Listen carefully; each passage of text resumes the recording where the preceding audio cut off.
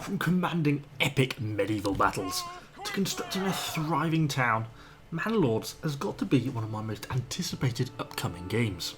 And I think the most impressive bit of all is actually just being developed by one guy, and he seems to be achieving more in less time than most full 50-man studios. I actually first visited this game probably about a month or two ago now and did a video on it, but we've had so much more information, particularly on the combat, but we've also had another trailer digging into more information about the mechanics, the city building, and kind of wanted to cover what we can learn, kind of everything we know about the game so far. It was the city building element that really drew me into the game initially, so I think that's kind of the place I want to start. The world in Manor Lords is actually going to be split up into a series of different regions, and each region is going to have its own specific resources and its own development tree. As you get more peasants moving into your village, as you upgrade the residential housing, you're going to be able to get development points. You can throw these development points into the development tree to research and unlock new buildings. This is going to allow you to really specialise regions into specific areas of resource production. It could be farming, it could be brewing, it could be mining or stonecrafting, but it's certainly going to be advisable to make the most of the resources that are available in each of those regions. For example, it would certainly be better to go mining in an iron ore rich region than it would be to turn that into a farming settlement.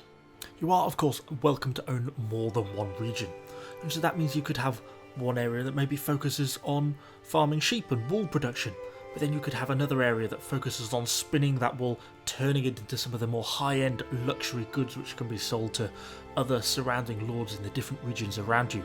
So it's going to be required to take advantage of multiple regions to really be able to get those wealthy and high-end goods produced. If you get your supply chains well optimised and start to produce decent quantities of these high-end goods, you'll find yourself being visited by these free merchants. These are going to come to your towns, your regions, and be buying these goods off you. And this is one of the few ways you can actually really make wealth in the game. And of course, as the lord of that region, tax that wealth from your peasants. Yay! And that wealth that you collect from taxes is going to enable you to hire mercenaries, give a tithe to the church to increase your influence, or maybe just create and achieve some of your construction ambitions. But the game is not all about the medieval city building. This game really merges sort of medieval Total War with Banished in the form of these real-time battles, and the battles are actually really good. So often in these sort of medieval city building games we have sort of a half-assed battle simulator type thing. This does not. This game really goes full in on the battle side of things. It's hard to not be really impressed by the very gritty and dynamic feel of the combat. I love the dust particle effects as units move around the battlefield. Just really gives it an immersive feel. And the detail in the armour, the sort of restlessness, the blood and the gore really sort of helps to create that immersive feeling in the combat. All in all, been really impressed with what I've seen from the combat so far, and also the fact the battles aren't just all about these one-on-one engagements, but a large-scale group fight. It feels like there's hundreds of people all trying to push and fight and kill their way through each other. Currently in Manor Lords, recruitment is split up into three main camps. The first of these is going to be your peasant militia. These are your workers, your farmers in your field, your labourers. They can be drafted, taking what tools they can find to use as weapons, and formed into sort of a ragtag army. You can of course draw from all the realms and villages under your domain to try and form a larger unit.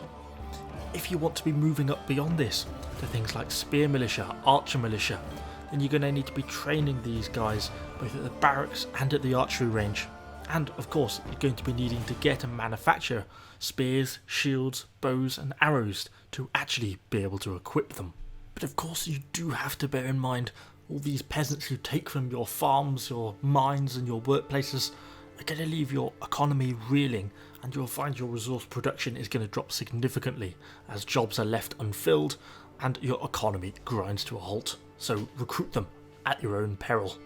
You of course also have access to a large range of mercenaries, people who are prepared to lend their sword for silver, and quite large amounts of silver. So this is where your taxes are going to come in, trying to balance the amount of silver you can extract from your economy without pushing your peasants too far, and this silver can be used to hire these mercenaries. it's also the small little details that really grip me about this game. For example, if you think to a Total War game, moving a unit around the battlefield results in an awful lot of clicking. I love the Waypoint drag and draw system. Draw a line in the route that you want your unit to go, and it will move in that direction. Works well, simple and effective. I'm also loving the unit formations we get in this game. I love the way they're changing this square formation, see them kind of reforming the different sizes. It just looks really good. And I'm also a real big fan, as I kind of mentioned earlier, about the particle effects. As you see the unit sort of marching across the desert space, you see the sort of dust rising up from, it just really adds to that immersive feeling I was kind of talking about earlier. And it just all goes to create a real-time battle experience that is really enjoyable and really exciting to play. And I think this is probably the first really city building game that actually seems to have a compelling real-time battle sequence, because I think it's actually just really rare to have that. Normally most city builders focus so much on the building element, particularly if they're in a medieval theme, that the battles are just really a side thought and afterthought, and they're really pretty sort of mediocre a lot of the time. This seems to be exactly the opposite, where the battles, the real-time aspect is as important, if not more important, than the city builder, and that's really, really cool to see for me, the true sort of crossover between Total War and Banished. And that really sums up the bulk of the information we have on the game. Certainly one I know I am really excited for.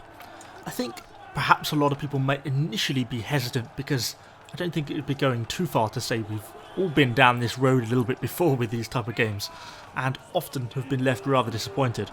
I do think this is different, not only from the development speed from the one guy doing it, but also his responsiveness, the amount of feedback he's taking on board.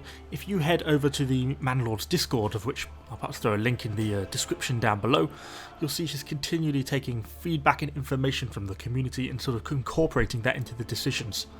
And reflecting the community feedback is quite a rare thing in games like this, and that is really important. It's really helping shape the game and build it based on the community desire, and that's a really good thing to see. And so that really sums up my impressions of Manor Lords so far.